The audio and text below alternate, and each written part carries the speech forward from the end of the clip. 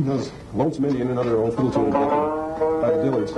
And so far we've given you, I think, a one-sided impression here. I should tell you the first number we played was Daybreak in Dixie, and that was written, I'm really not sure, not too far in the past. Is it Stanley Brothers tune, isn't it? I think it is. Stanley Brothers tune, and Stanley Brothers are a rural-type bluegrass group. The song could be more than 20 years old. And then the latter two tunes we played were fiddle tunes that have no author. They're just traditional. Well, you ask yourself, can a music like this be written? Well, of course, with the resurgence in popularity, some pretty fine people came along and started innovating on this music that's been with America since it started. And they put their new trends into it and their own thoughts. And we have such albums as New Dimensions and Banjo and Bluegrass with Eric Weisberg and Marshall Brickman and things of this nature.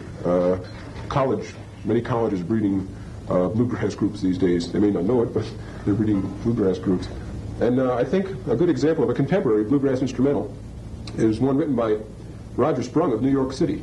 And Roger taken an old Gibson Mastertone. This one's only about 5 years old? Yeah, 5 years old, exactly. Oh, his is gold-plated and really old. Antiquity is set in, if you know what I mean. And it's a beautiful thing. And he does things. He takes songs like Little Drummer Boy, and he'll adapt that to the banjo. And he'll take Christmas hymns, depending on how sacred you feel about them, and put them in the bluegrass idiom. So he wrote one and named it after an exit on the Connecticut Turnpike, which might seem a little bizarre, and he calls it Black Rock Turnpike.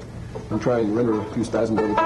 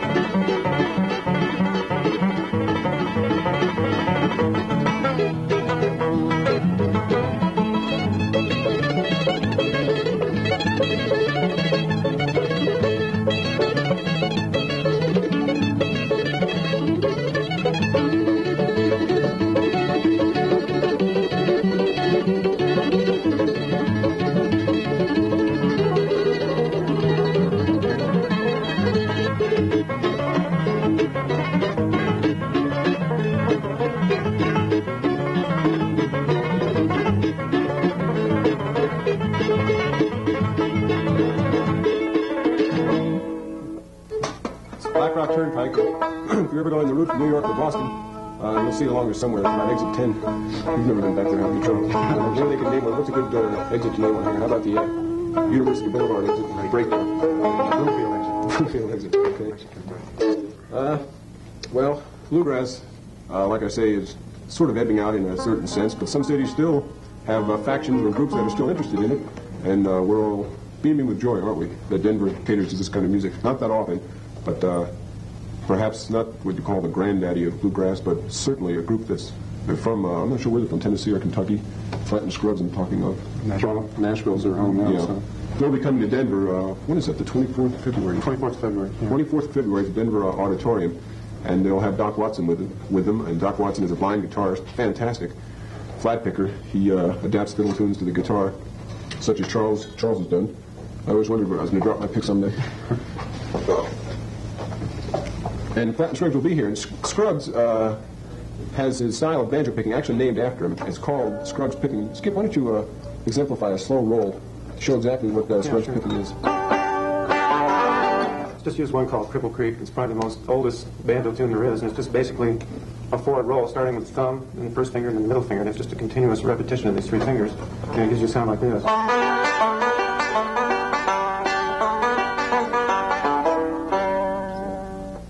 This has been named after Scruggs because he developed it, and a whole slew of banjo players came after him using his technique and have done things with that. You know, the whole process of innovation is always at work, I guess.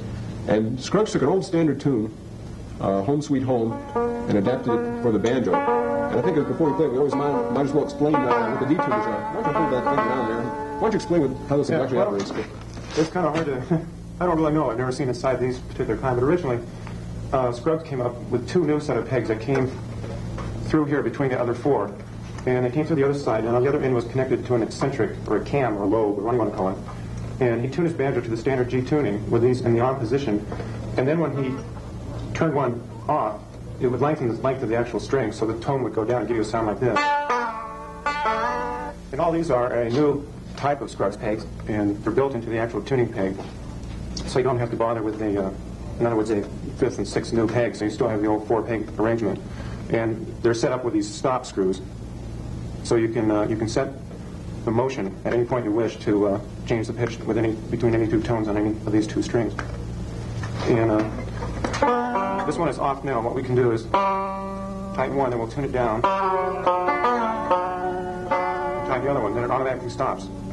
It'll stop for you. You don't have to be a magician and figure out when to stop. So it gives you a sound like this.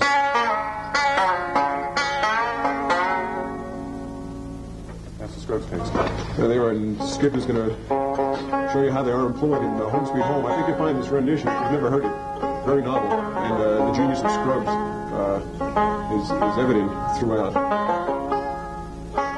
Oh, I might say one other thing. We're going to end the show with this, and I'd like to thank you for tuning in and be watching the Clarion or whatever listings they have for Channel 11 here to see when Banjo in the Hollow will be on again. I suspect it'll be in about 2 weeks.